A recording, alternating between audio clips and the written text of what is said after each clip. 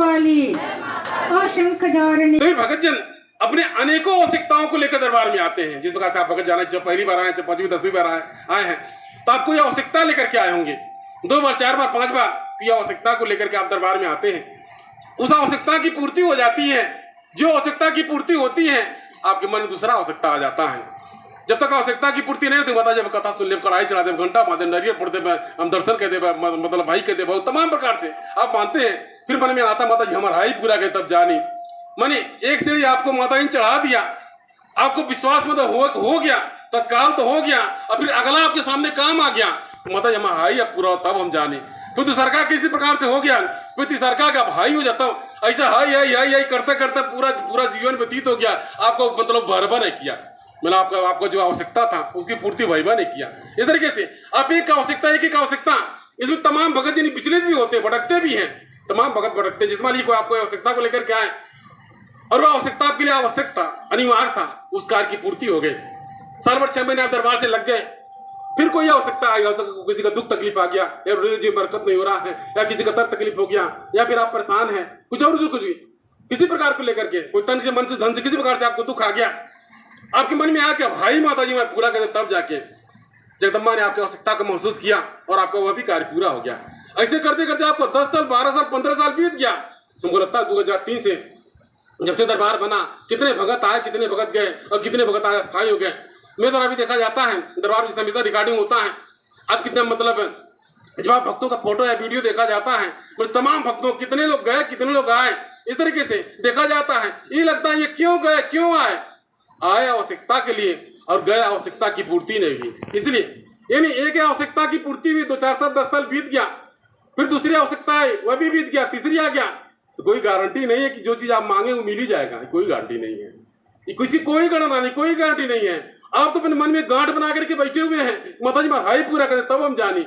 4 काम आपका माता जी ने पूरा कर दिया और एक काम आपको माता जी ने पूरा नहीं किया। इसलिए नहीं किया आपके भाग्य में नहीं था, आपके कर्म में नहीं था, आपका वह कार्य सिद्ध नहीं हुआ, आप इतना नहीं समझ पाए। 4 कार्य माता जी ने सिद्ध कर दिया, आप नहीं समझ पाए, नहीं मान पाए, और धीरे धीरे 10 12 साल 15 साल आपका बीत गया।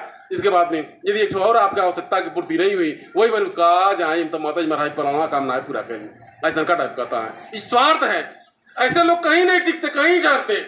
ऐसे स्वार्थी लोग अपने परिवार में नहीं पड़ते, बिल्कुल जब बहुत स्वार्थी है, बहुत स्वार्थी से आ जाए, खाली स्वार्थ लालच रहे, अपने परिवार में नहीं पड़ेगा, ज्यादा दिन तक नहीं चलेगा। स्वार्थ बस, लालच बस।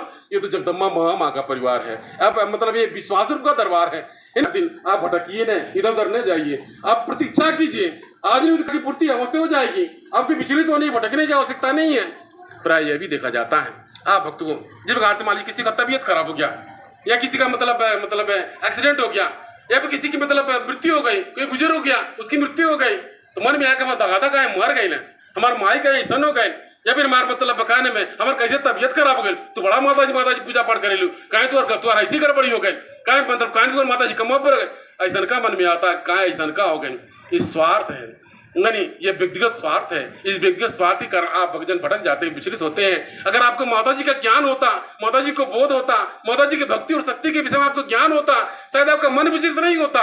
इसीलिए मेरे द्वारा आपको भक्त बताया जाता है माता जी की भक्ति के विषय में, माता जी की शक्ति के विषय में। माता जी सत्या परम पार है, उसको कोई गणना नहीं है। मैंने आकाश पाताल पृथ्वी में संपूर्ण जगत में जगदम्बा व्याप्त है, उनकी शक्ति व्याप्त है। बशर्ते आपको उनकी भक्ति और विश्वास करने की आवश्यकता है। इसलिए आप भक्तजन अपने मन को न भटका करके, ज्यादा स्वार्थ न पाल करके जगदम्बा महामाया की भक्ति से लगिए, निस्वार्थ भक्ति कीजिए, निष्काम भक्ति कीजिए, ताकि आप दया कृपा बने और आपका कल्याण दया हो। मुझको भी एक ज्ञात है, हमको लगता है 2003 से लेकर अब तक हो सकता है 5% मेरे पास कोई भक्ति के लिए आया होगा, लेकिन कोई भक्ति के लिए नहीं आया। हर कोई आवश्यकता को लेकर के आया, हर किसी को आवश्यकता की पूर्ति, उसका फला काम पूरा हो जा, फला कार्य पूरा हो जा, लेकिन कोई भक्ति के लिए नहीं आया।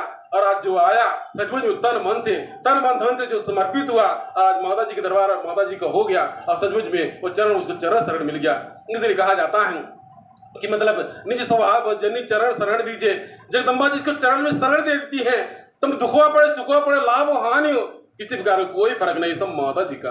दुखवा सुखवा सब माता जी का, ये लाभ हानि माता जी का, जीवन मरण माता जी का, सब कुछ माता जी का। आपको कुछ नहीं है, आपका जो विश्वास है वो आपका अपना नहीं है। इसलिए आप भगत जन ज्यादा लालच में न पड़ कर, स्वार्थ में न पड़ करके आप जगत जननी जगदम्बा महामाया की भक्ति भाव में लगे, ताकि आप पर दया कृपा बनी रहे और आपका कल्याण हो, और आप भक्त जन किसी प्रकार से किसी रोग दोष से किसी प्रकार से अगर विचलित है, अगर दुखी है, परेशान है, आप विचलित है, भटक रहे हैं, तो आप भगत को भटकने की आवश्यकता नहीं है। माता की शक्ति और भक्ति पर विश्वास करने की आवश्यकता है। जगदम्बा की शक्ति, जगदम्बा की भक्ति से बढ़कर और किसी की भक्ति नहीं है। जगदम्बा की शक्ति से बढ़कर किसी की शक्ति नहीं है। यदि ऐसा आपको विश्वास हो जाएगा, शायद आपको कोई आपको पराजित मतलब कोई हरा नहीं पाएगा, कोई आपको विचलित नहीं कर पाएगा, या फिर कोई आपको विश्वास को नहीं तोड़ पाएगा। ऐसा आप भक्त को विश्वास की आवश्यकता है।